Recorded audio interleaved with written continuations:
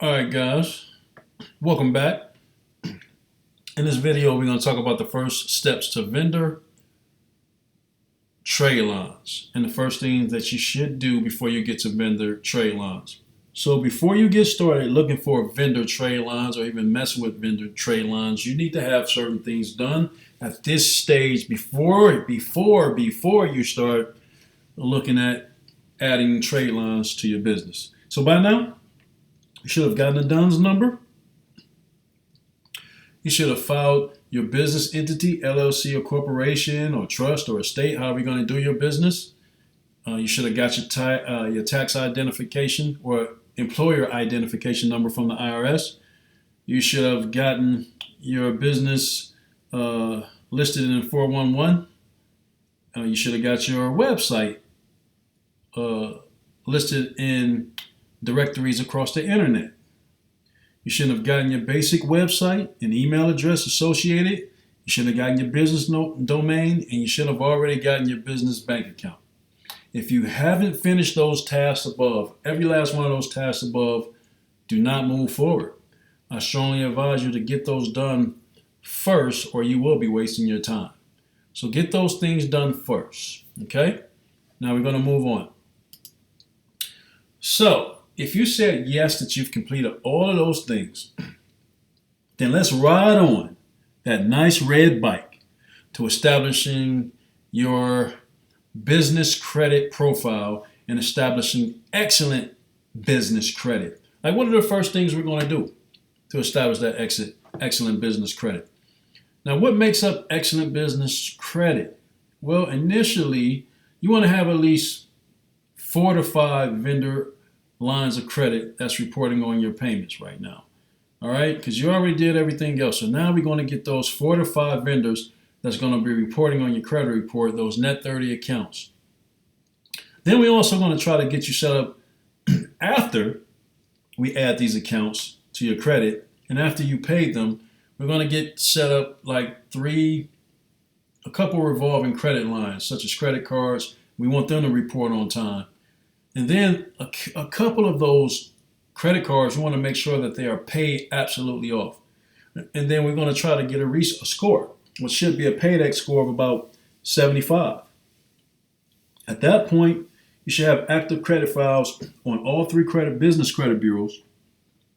And once you complete it, building the credit with those 3 to 5 revolving accounts, 2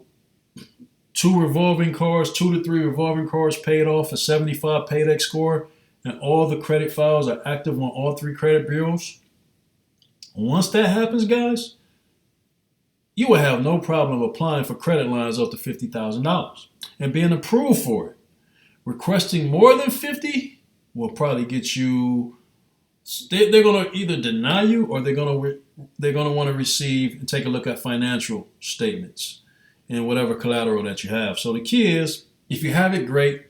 If not, you want to stay around $50,000. Now, what did you do to build that $50,000? You added those 3 to 5 business trade lines. You opened up a couple of revolving accounts. You got a 75 paydex score. You have active credit on all 3 business credit bureaus. Now you apply for the credit of about $50,000. You're probably going to get approved in most cases without any collateral. All right? And the crazy thing about doing this way as compared to personal credit is that you don't need to have pre-established business credit in order to do this. So what you're doing right now is using the vendor trade lines, the net 30 vendor lines of credit, and you're paying them up on time, and then you're opening up the revolving credit amounts. You got 3 to 5 of those net 30s. You open up revolving credit accounts that's reporting on all 3 credit bureaus. You got a 75 paydex score. Now you're applying for $50K. It's pretty step by step, right? All right. Remember I told you about the net 30. So remember to try to pay those accounts off earlier so you can get that higher paydex score. See, it's a little different than revolving lines of credit. Credit cards, such as store credit cards. I mean, with the net 30, net 60, net 15, net 7, whatever you choose, you're going to have to pay that balance in full on the due date when using vendor lines of credit. There isn't much of an option to make a minimum payment as compared to like credit cards that you get on a revolving credit card. You need to pay everything off. All right. So keep in mind, you're going to need a minimum of, I always say, 5 vendor lines of credit that report to Dun& Bradstreet to get that paydex score.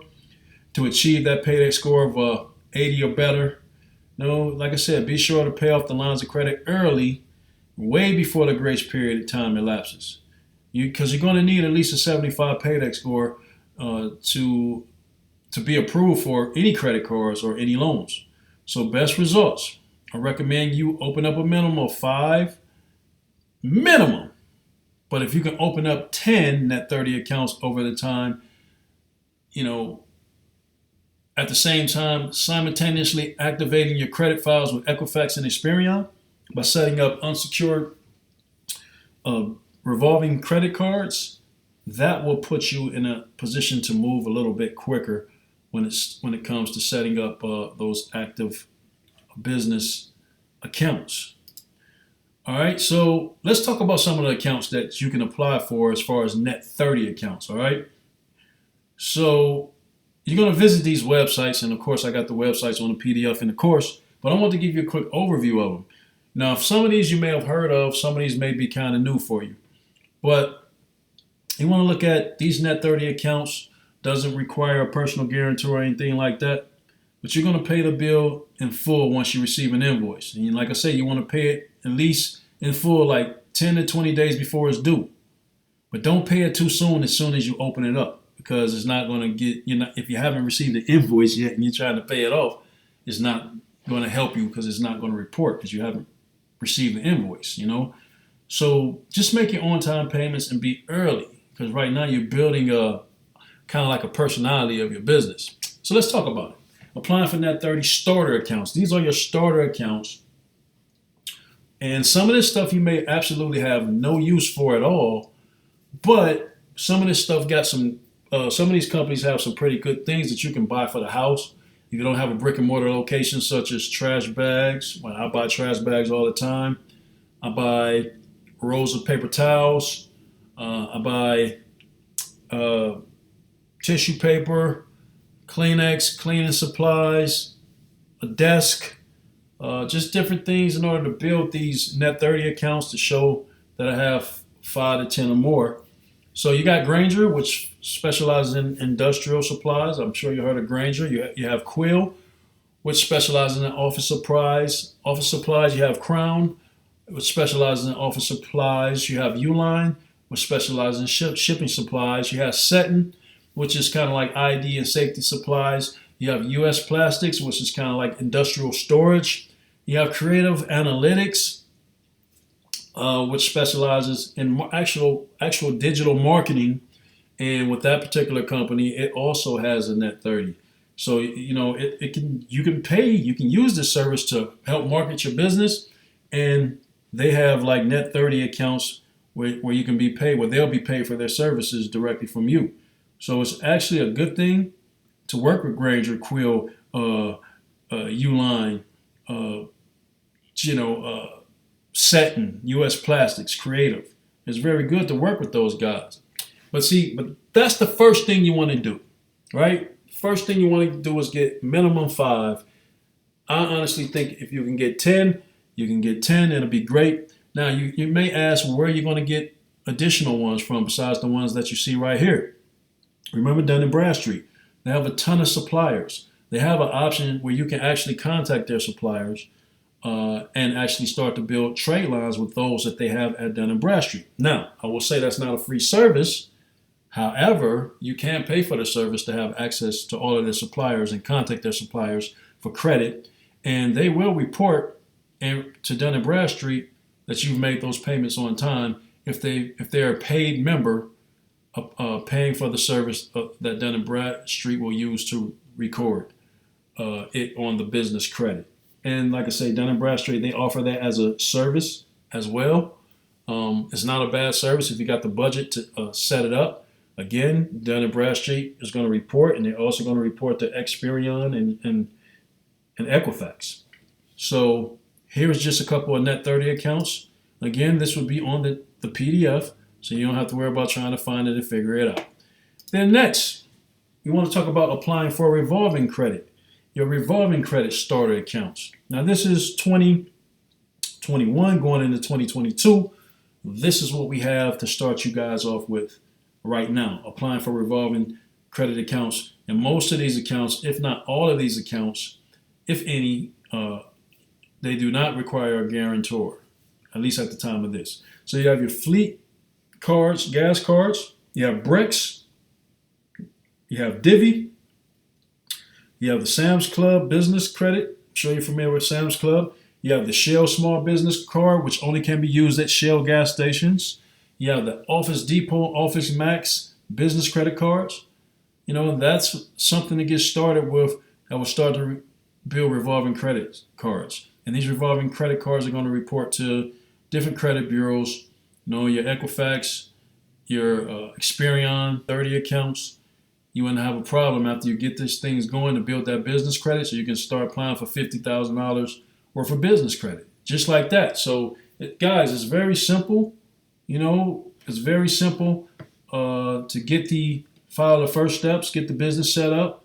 You know, embrace setting up the net 30 accounts to build A1 business credit quickly, and also apply for the revolving credit accounts. Now, again, guys, you want to spread out these net 30 accounts at least a week apart. All right, at least a week apart. You know, so you get your 5 set up, you keep setting up more, you know, because you really need to have a good amount of credit accounts on your business credit in order to continue to get more credit. So 5 and 10 is really just the beginning. If you look at a credit profile of some of the companies that's getting the most funding, you will see that they have like 50 to 100 different lines on their business. It could be net 30s, but they're just buying everything in the business, whether it be, you know, automobiles, computer equipment, paper, everything that it takes to run a business, trash bags, trash cans, you know, computer equipment, if I didn't mention that, your office equipment, everything that you can possibly need, you buy it from one of these net 30 accounts. It will be a trade line on your credit report, so that adds up to an additional net 30 account for you. So when it comes to the revolving credit lines, by the time you start getting those revolving credit lines, you've already taken care of. Remember, you've already taken care of those net 30s. So you got 5 or 10 net 30s. You know, your second step was going to get these revolving lines of credit. Now, these that I'm showing you, they don't require a personal guarantee. You know, but after you add some of these, you know, your second major step to building a business credit is to add the revolving lines of credit when you already have a 75 plus paydex score. You've already got the fleet card, you're paying that on time, so you establish some credit on some smaller credit lines. You got the Brex card, you got a Divvy card, you got a Sam's Club membership, you got a Shell gas card, you got an Office Depot card, you got a business credit card, you got a Office Depot, Office Max business credit card, and you're paying those on time. All right, you're paying those on time, 2-3 months, paying them on time. So now after you did that, you got the 5 to 10 revolving lines. You got 2 or 3, I would say 3 different revolving lines without a guarantee on your business credit. Now it's time to go to the second major step and try to go for real revolving cards, because boy, the paydex score is very good, right? You know, you got your net 30 accounts like we mentioned before. And now you're going to benefit from the previous strategy because you're following a simple game plan. And about a year from these things that you're doing, this is what you can expect. So in the next video, we're going to go into what you can expect from doing this strategy for at least a year. All right, so we're going to talk about those.